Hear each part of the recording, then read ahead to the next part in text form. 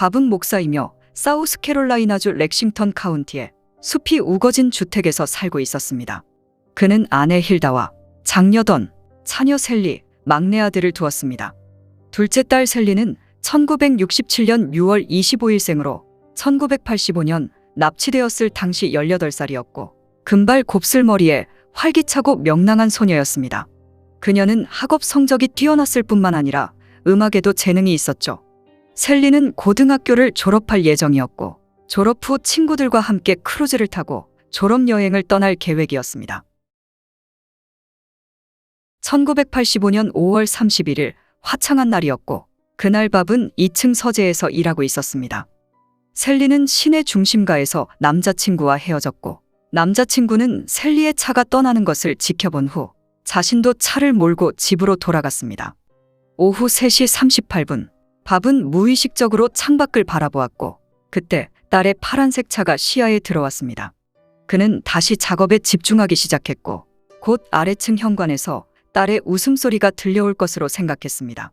그런데 5분이 지나고 10분이 지나도 셀리는 집에 들어오지 않았습니다. 밥은 다시 창밖을 내다보았는데 여전히 셀리의 차는 진입로 끝에 주차되어 있었습니다. 밥은 즉시 뭔가 잘못되었다는 것을 느꼈고 그가 걱정한 것은 딸의 건강이었습니다.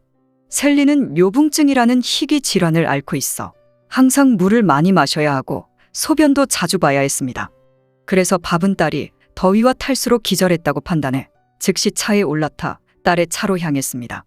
그가 운전한 이유는 딸의 차가 주차된 곳이 조금 거리가 있었고 또한 딸에게 문제가 생겼다면 즉시 병원으로 데려가기 위해서였습니다. 밥이 도착했을 때 상황은 상상했던 것보다 더 심각했습니다. 셀리의 차 문은 열려 있었고 엔진은 꺼지지 않았으며 조수석에는 셀리의 가방이 놓여 있었습니다. 그러나 셀리는 어디에도 보이지 않았습니다. 밥은 즉시 경찰에 신고했고 셀리를 찾기 위해 대대적인 수색이 시작되었습니다. 경찰은 헬리콥터를 동원하고 임시 지휘소를 설치했으며 1000명이 넘는 주민들까지 셀리를 찾아보았지만 끝내 그녀는 발견되지 않았습니다. 우편함은 셀리의 차가 주차된 곳 근처에 있었기 때문에 경찰은 셀리가 우편물을 가지러 차에서 내린 순간 납치되었을 가능성이 높다고 판단했습니다. 당시 많은 지방 경찰들은 FBI에 대한 오랜 반감과 불신으로 인해 FBI에게 도움받기를 꺼렸습니다. 다행히도 렉싱턴 카운티 경찰은 그렇지 않았고 FBI에 전화를 걸어 협조를 요청했습니다. 6월 1일 아침 FBI 요원 볼머가 현장에 도착합니다. 그 역시 셀리가 납치되었다고 판단했지만 하지만 셀리가 실종된 지 이틀 후인 6월 2일 오후에도 가족은 몸갑 전화를 받지 못했습니다. 만약 범인으로부터 전화가 걸려오지 않는다면 인신매매나 성범죄일 가능성이 높았습니다. 볼머 요원은 현장의 모든 사진과 정보를 신속히 본부에 전달했습니다. 요원들 대부분 셀리가 납치되었다는 것에 입을 모았지만 범인의 동기가 무엇인지는 전혀 감이 오지 않았습니다. 셀리가 실종된 지 48시간이 지나고 말았고 경찰은 포기하지 않고 계속해서 수색을 이어갔습니다. 동시에 경찰은 밥의 집 전화에 추적 장치를 설치하고 범인으로부터 전화가 오기를 기다렸습니다. 밥 가족이 이제 할 수 있는 일은 전화를 기다리는 것뿐이었죠. 6월 3일 오전 2시 30분 마침내 범인에게서 첫 전화가 걸려왔습니다. 전화를 건 사람은 이상한 목소리를 가진 낯선 남자였는데 아마도 그가 어떠한 장비로 음성 변조를 한 것 같았습니다. 그는 셀리의 어머니인 힐다와 통화하고 싶다고 말했죠.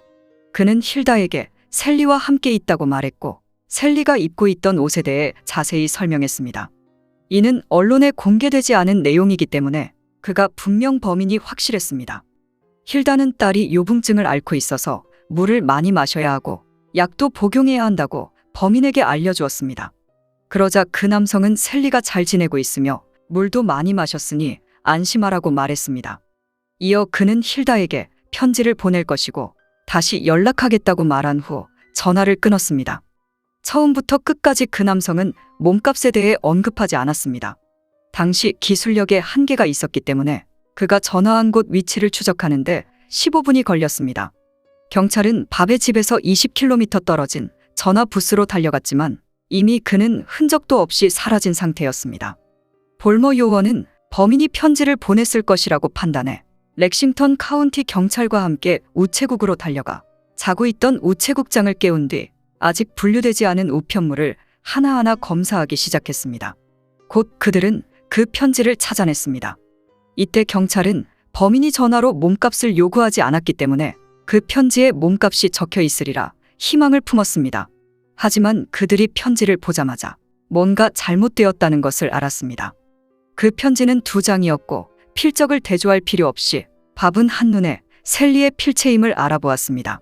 편지 맨 위에는 편지를 작성한 날짜와 시간이 적혀 있었고 불행히도 편지의 내용은 유서였습니다. 편지에는 누군가를 원망하거나 미워한다는 단어는 없었고 사랑한다는 말만 많이 적혀 있었습니다. 그리고 빈 공간에는 웃는 얼굴과 하트도 그려져 있었습니다. 해당 편지는 분석을 위해 연구실로 보내졌습니다. 밥 가족은 한 줄기 희망을 붙잡고 기적이 일어나기를 바랐지만 사실 이때 경찰이나 FBI 요원들은 셀리가 살해되었을 것이라고 확신했습니다. 그날 오후 범인에게 다시 전화가 걸려왔고 그는 괴로워하는 힐다에게 2일에서 3일 안에 셀리의 소식을 듣게 될 것이라며 수색을 중단해 달라고 요청했습니다. 그날 밤 그는 다시 전화를 걸어 셀리를 곧 풀어줄 것임을 계속해서 암시했습니다. 당시 위치를 추적하는데 15분이었고 경찰이 공중전화에 도착했을 때 항상 그는 사라진 상태였습니다. 6월 4일 그가 다시 전화를 걸었고 이번에는 셀리의 언니인 던이 전화를 받았습니다. 그는 셀리가 우편물을 확인하고 있을 때 총을 들이대고 그녀를 강제로 차에 태웠다는 사실을 던에게 생생하게 알려주었습니다. 5일 정후 다시 전화가 걸려왔고 이때 그는 힐다에게 자세한 위치를 알려주었고 그곳에서 셀리가 기다리고 있다고 말했습니다. 힐다는 경찰들과 함께 가고 싶었지만 경찰은 잘못되었을 것을 예감하고 있었기 때문에 그녀의 부탁을 단호하게 거부했습니다. 그 남성이 말한 장소는 밥의 집에서 18마일 떨어진 곳이며 흰색 집 뒤에서 이미 많이 부패한 셀리의 시신이 발견되었습니다. 납치 사건은 이제 공식적으로 살인 사건으로 확대되었습니다. 6월의 높은 기온 때문에 이미 심하게 부패한 상태였고 검시관은 셀리가 납치된 지 12시간 이내에 사망했을 것으로 추정했습니다. 즉 범인이 밥 가족에게 처음 전화를 걸었을 때부터 이미 셀리는 세상을 떠난 상태였습니다. 당시 DNA 기술은 미비했으며 또한 부패가 많이 진행되었기 때문에 셀리가 몹쓸 짓을 당했는지 알 수 없었고 심지어 정확한 사망 원인도 알아낼 수 없었습니다. 유가족이 얼마나 비통했을지 감히 상상할 수 없지만 범인은 유가족을 조롱하는 것을 멈추지 않았습니다. 6월 6일 가족들이 장례식을 준비하고 있을 때 범인이 다시 전화를 걸었습니다. 이때 그는 던의 이름을 말하며 그녀와 통화하고 싶다고 말했습니다. 그는 던에게 내일 아침에 자수할 것이며 살자도 고려하고 있다고 말했습니다. 그러고 나서 그는 위선적으로 던에게 용서를 구했습니다. 이어 그는 던에게 사랑을 나누고 싶다고 말했습니다. 두 자매는 비슷한 나이였고 생김새도 비슷했으며 둘 다 쾌활하고 금발이었습니다.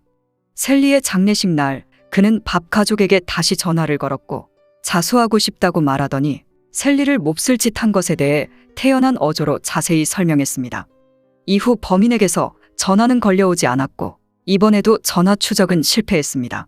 녹음 테이프는 FBI 분석실로 보내졌고 신원이 밝혀지지 않은 범인에 대한 예비 프로필을 구축하기 시작했습니다.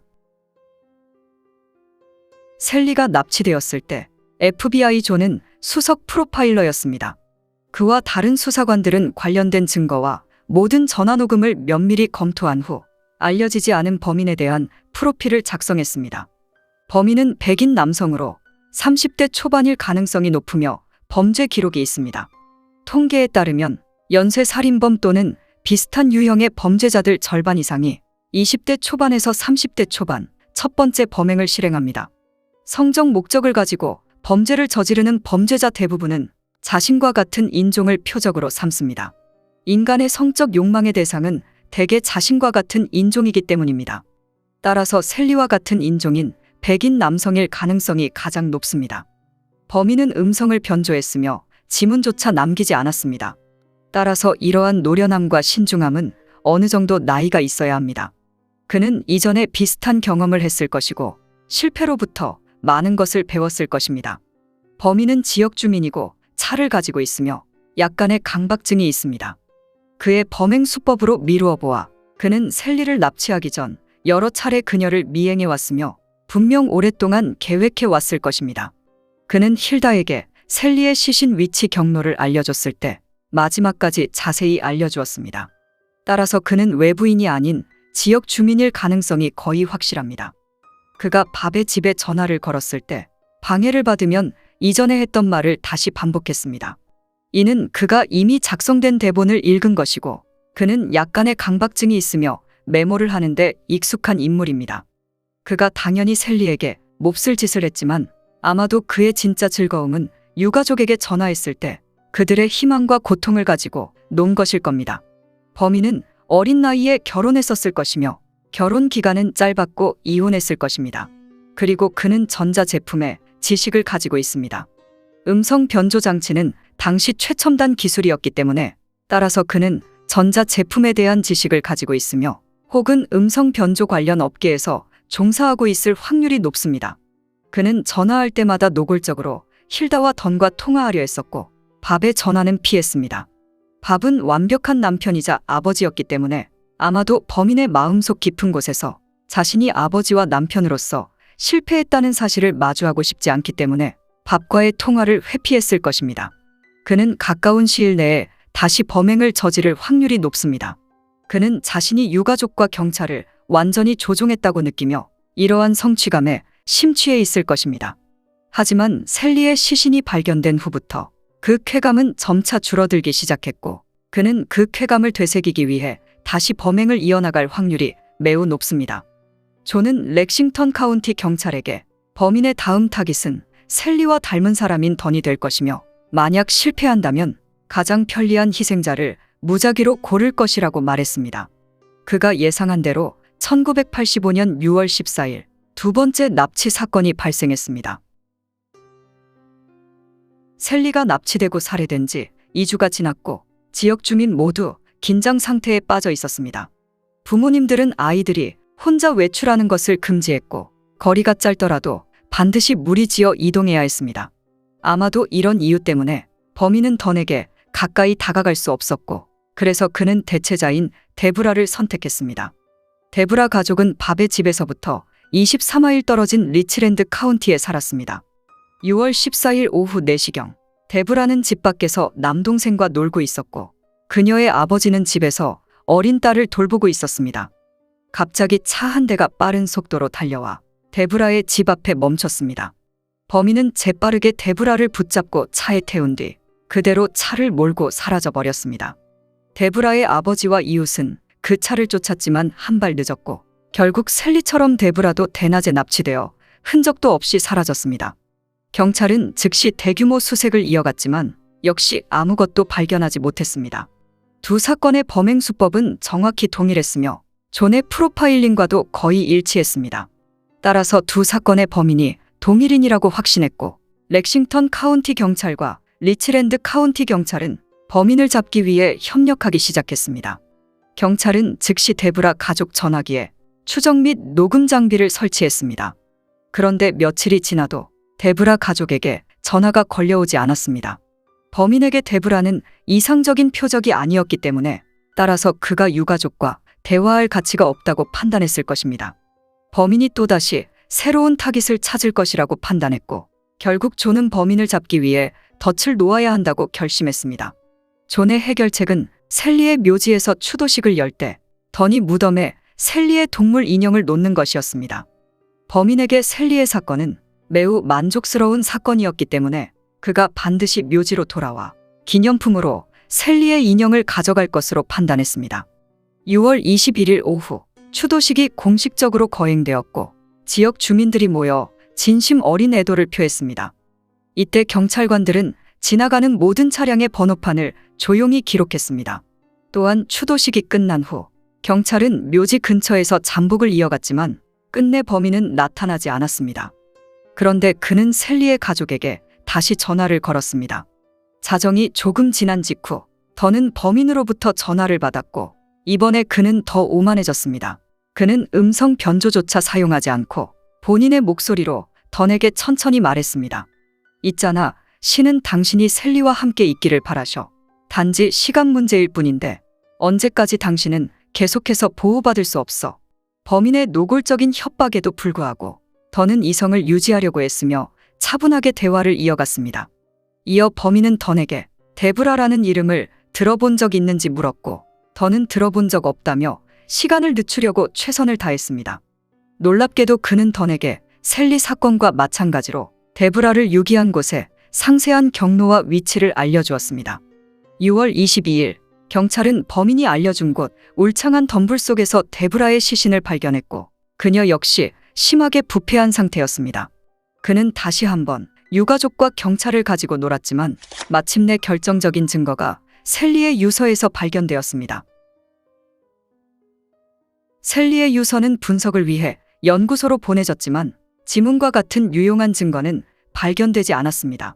증거를 찾기 위해 고심하던 중 갑자기 한 법의학자가 ESDA라는 새로운 장치를 생각해냈습니다. 이 장치는 볼펜이나 연필 등 필기구를 사용했을 때 종이에 눌린 자국을 복원할 때 사용됩니다. 일반적으로 글씨를 쓰면 필기구의 압력이 종이 뒷장에 고스란히 전달되죠. 따라서 특수 처리된 흑연가루를 뿌려주면 앞장에 썼던 글씨가 고스란히 나타나게 됩니다. 법의학자는 셀리가 쓴 유서의 종이가 범인의 노트에서 찢어진 것으로 보았고 검사를 진행하였는데 새로운 필기체를 발견했습니다. 하나는 쇼핑 목록이었고 다른 하나는 숫자였습니다. 경찰은 그 숫자가 전화번호라고 확신했고 전화를 걸었는데 젊은 청년이 받았습니다. 그 청년의 목소리는 범인의 목소리와 완전 달랐습니다. 경찰은 그 청년에게 셀리의 사건에 대해 말했고 그러자 그는 가끔 그쪽 지역에 있는 부모님에게 전화한다고 말했습니다. 청년의 아버지는 앨리스라는 중년 남성으로 셀리의 집에서 15마일 떨어진 곳에 살고 있었죠. 경찰은 즉시 앨리스의 집으로 달려갔습니다. 앨리스 부부는 50세가 넘었고 친절하고 우호적이며 행복한 결혼 생활을 유지하고 있었습니다. 그가 전기 기술자라는 것 외에는 범인의 프로필과 전혀 맞지 않았습니다. 그리고 부부는 두 사건이 일어났을 당시 휴가 중이었습니다. 경찰은 앨리스에게 존이 작성한 범인의 프로필을 자세히 설명하면서 그런 인물을 알고 있는지 물었습니다. 그러자 부부는 서로를 바라보며 한 사람의 이름을 말했습니다. 그는 바로 레리 진 벨이었습니다. 레리는 1949년생으로 사건 당시 36살이었습니다. 그는 사우스캐롤라이나에서 고등학교를 다녔고 이후 미시시피로 이사하여 기술학교를 다니면서 전기 기술자가 되었습니다. 이후 그는 다시 고향으로 돌아와 일찍 결혼하여 아이도 가졌습니다. 그의 전처 역시 금발의 푸른 눈을 가지고 있었으며 그와 결혼했을 당시 15살에 불과했습니다. 1976년 레리는 아내와 이혼했고 전처가 아들의 양육권을 얻게 되었습니다. 앨리스는 경찰에게 레리가 수줍음이 많고 배선을 담당했던 자신의 조수였다고 말했습니다. 앨리스 부부가 6주 동안 휴가를 떠났을 때 혹시 모를 경우를 대비해 아들의 전화번호를 레리에게 알려준 것입니다. 앨리스 부부가 휴가에서 돌아왔을 때 레리가 그들 부부를 데리러 공항에 가기도 했었습니다. 당시 부부는 레리를 보고 매우 놀랐었습니다. 그의 체중이 많이 줄었고 면도도 하지 않아 수염이 덥수룩했으며 특히 긴장한 모습을 보였기 때문입니다. 또한 레리가 부부와 함께 공항에서 돌아오는 길에 실종된 셀리에 대해 계속해서 말했었습니다. 경찰은 쐐기를 받기 위해 앨리스 부부에게 음성 변조가 되지 않은 범인의 통화 녹음을 들려주었습니다. 경찰은 앨리스 부부에게 이 목소리가 레리의 목소리가 맞는지 물었고 그러자 부부는 레리가 확실하다며 고개를 끄덕였습니다. 1985년 6월 27일 레리는 아침에 출근하던 중 경찰에 체포되었습니다. 경찰은 그의 집을 수색했고 침대에서 6가닥의 머리카락을 발견했는데 그 머리카락은 셀리의 것이었습니다. 경찰은 셀리의 추도식 날 지나갔던 차량 번호판을 다시 살펴보았는데 그중 레리의 차도 포함되어 있었습니다. 또한 레리는 이전에 전화로 여성을 괴롭힌 혐의로 체포된 적이 있었고 여학생을 납치하려다 실패해 징역 5년을 선고받기도 했습니다. 당시 그는 21개월 후 가석방을 받아 출소했었습니다. 1986년 2월 레리는 셀리를 살해한 혐의로 재판을 받았고 그때 그는 소리를 지르며 모나리자는 남자다와 같은 기괴한 발언을 하기도 했습니다. 한마디로 그는 자신에게 정신적으로 문제가 있다며 배심원들을 설득하려 했습니다. 다행히 레디는 사형을 선고받았고 1987년 데브라의 사건으로 그는 다시 재판을 받았습니다. 이번에도 그는 사형을 선고받았습니다. 1996년 10월 4일 46세의 레리는 사형수로 10년을 보낸 뒤 전기의자에서 처형되었습니다. 1986년 더는 미스 사우스캐롤라이나 대회에 참가했고 그녀는 그 대회에서 우승했습니다. 1995년 존은 FBI에서 은퇴했고 이후 그의 책은 베스트셀러가 되기도 했습니다. 그는 자서전에서 악은 결코 스스로 사라지지 않습니다. 그래서 우리는 범죄자들의 범행 확률을 낮추기 위해 최선을 다할 뿐입니다.